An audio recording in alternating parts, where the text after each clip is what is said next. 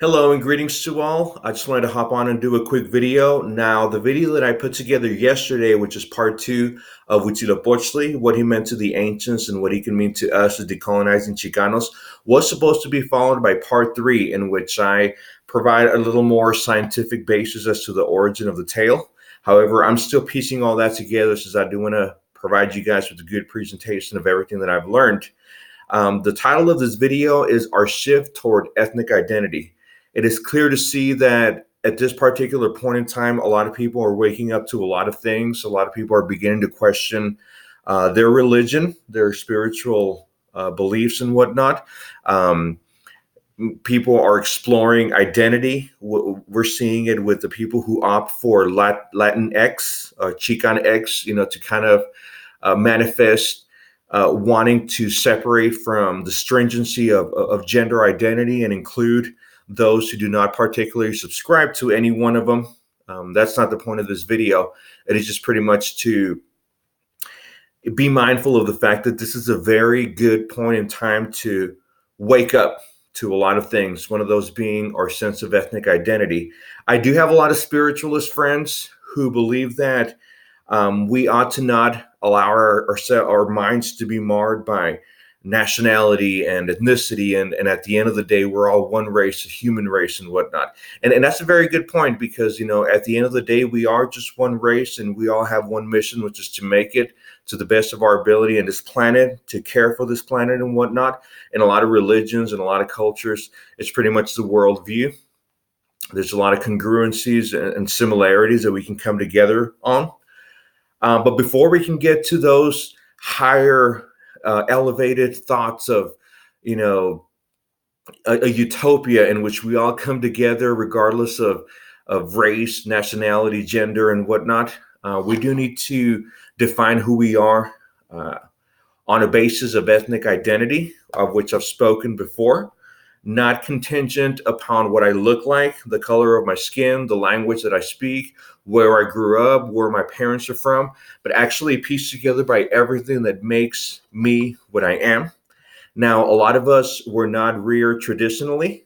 A lot of us were not brought up to speak indigenous languages. So a lot of these facts we cannot deny, and we have to acknowledge. We cannot be delusional and say that I can just all of a sudden give myself an indigenous identity, because it is a lack of due respect to people who are living and who grew up traditionally.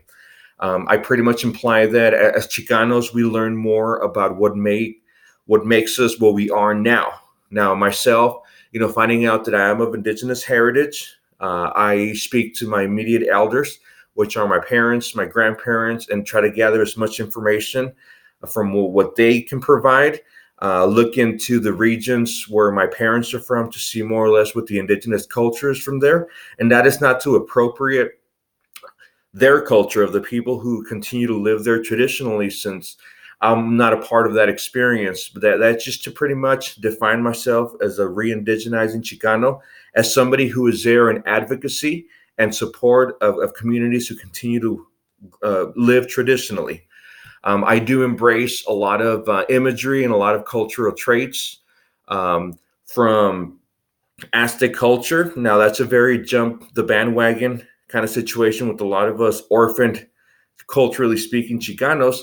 However, as long as we do not culturally appropriate, I believe that it's perfectly acceptable to learn about our heritage, about our ancestors, to in this way incorporate our movements and our own approach at activism and advocacy.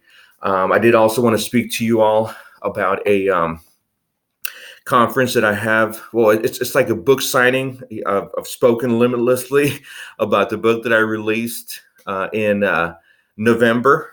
But I am going to be performing, I guess you can say, a book signing event in Dallas, Texas on the 13th of February at the Dallas Latino Center. And I am putting together a presentation which is going to pretty much set the stage for people to become interested in what I have to say with regards to reconstructing a brown identity. And that is to pretty much draw on the incongruencies that comprise the identity that we've been force-fed. Our language comes from Europe, our traditions come from Rome, There's all types of incongruencies which call for a lack of wholesomeness that we deserve as human beings. So that is going to be my platform to pretty much contribute to Indigenous advocacy, bearing in mind and in heart everything that is assailing Indigenous peoples, from the reservations to the rainforest to the barrios. We are all in it together. We are varying degrees of indigeneity, which I've spoken of before.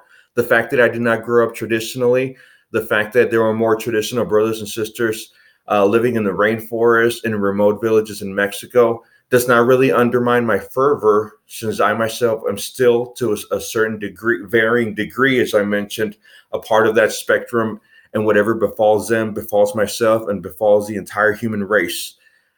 So therefore, I established a connectivity there.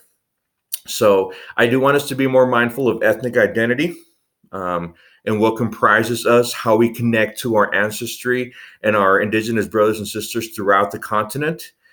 There is a transcendence that it's just remarkable to learn. The Uto-Aztecan language, which encompasses a lot of Mexican languages such as Yaqui, Tarahumara, and Nahuatl, and obviously Northern Native American languages such as Paiute, Hopi, Pima, and whatnot. So there's also a lot of, the Yaquis, who are a binational, tribe, so to speak, are reminders of that connectivity, that connection that we have. The Rio Grande does not divide us. Nationalism does not divide us.